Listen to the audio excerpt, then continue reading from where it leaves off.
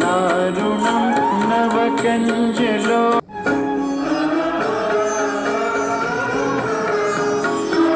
जय श्री राम।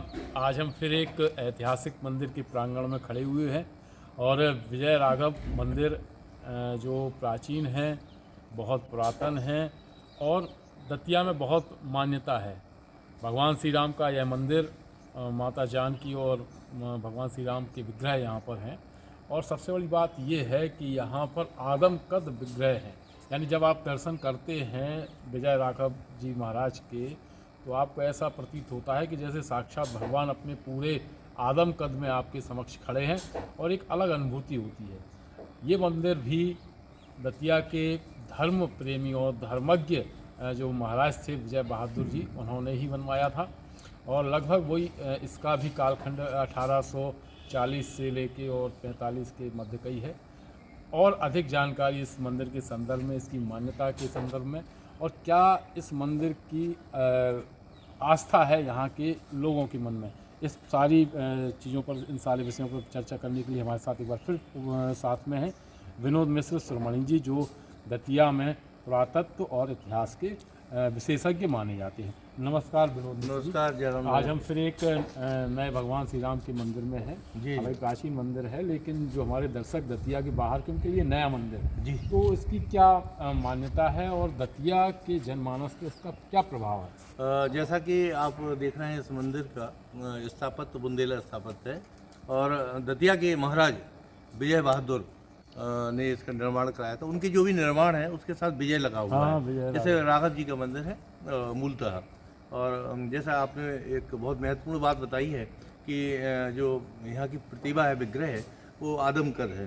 आदमकद और ये पूरे भारत की प्रमुख प्रतिभा अगर मानी जाए, प्रतिमा जो है जो आदमकद है, वो 5 फुट से ऊपर है। ये कहीं और देखने को नहीं मिलती है। साथ ही जो इनका दर्शन की जो मुस्कान है वो भी देखते ही बनती है, अलौकिक है वो। और इसका जो निर्माण है बुंदेला स्थापत्य आप देख रहे हैं, तो विजय बहादुर जी ने, ये भरतगढ़ क्षेत्र है, इस पर इसको बनवाया था। भरतगढ़ क्षेत्र जो सामरिक दृष्टिकोण से उस समय बड़ा महत्वपूर्ण माना जाता था। एक और इसमें हम आपको बताना चाहते हैं, क्योंकि दर्शन हम अभी करेंगे, तो यहाँ जो दर्शन की परंपरा है वो खड़े होकर ही दर्शन होते हैं। अच्छा। यानी वो उनका जो बैठक है या जो विग्रह स्थापित है, जगमोहन है, वो लगभग 5 और 6 फुट के ऊपर है, ऊंचाई से है। फिर उसके बाद फिर उनकी ऊंचाई तो राज जो एक उनका है कि राजा के रूप में वो दर्शन होते हैं, राजा के सामने खड़े होकर किस प्रकार से रहते हैं, तो उस प्रकार भक्त और दर्शक उनको अवलोकन करते हैं, देखते हैं। ये एक बहुत महत्वपूर्ण जानकारी विनोद मिश्र जी ने दी।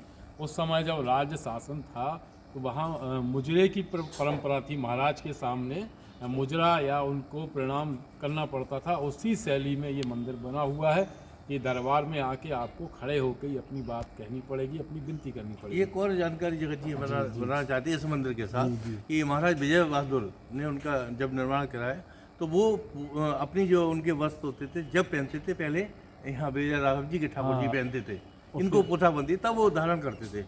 ये बहुत महत्वपूर्ण जानकारी है कि पहले उनके जो वस्त्र, राज वस्त्र होते थे, वो भगवान को धारण होंगे, उसके बाद फिर वो पहनेंगे, वो अपनी वस्त्र तभी पहनते थे। उसके बाद फिर वो शासन राज आज्ञा देंगे या बात करेंगे।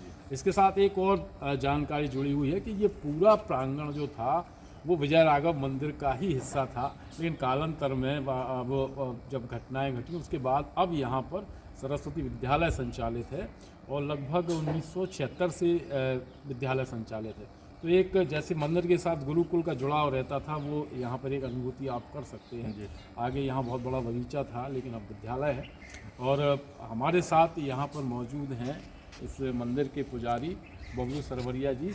ये इनके परदादा या उनके भी परदादा जो थे सुदामा प्रसाद सरवरिया जी, वो सबसे पहले यहाँ के पुजारी थे।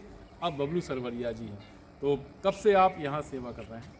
हम तो अभी आए हैं 17 में। हमारे भाई थे पहले पुजारी, उनसे पहले हमारे पिताजी पुजारी थे।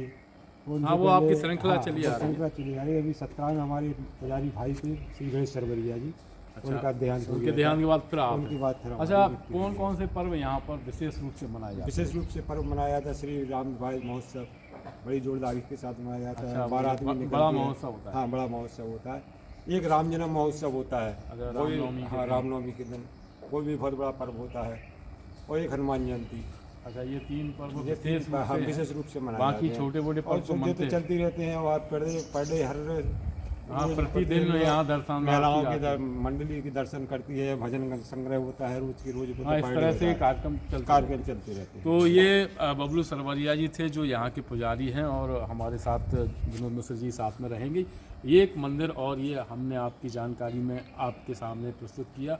दतिया का विजय राघव मंदिर ऐतिहासिक है और लोगों की आस्था से जुड़ा है। अगले एपिसोड में हम फिर एक दतिया के विशेष श्री राम भगवान के मंदिर में होंगे। तब तक के लिए आप सभी को जय श्री राम।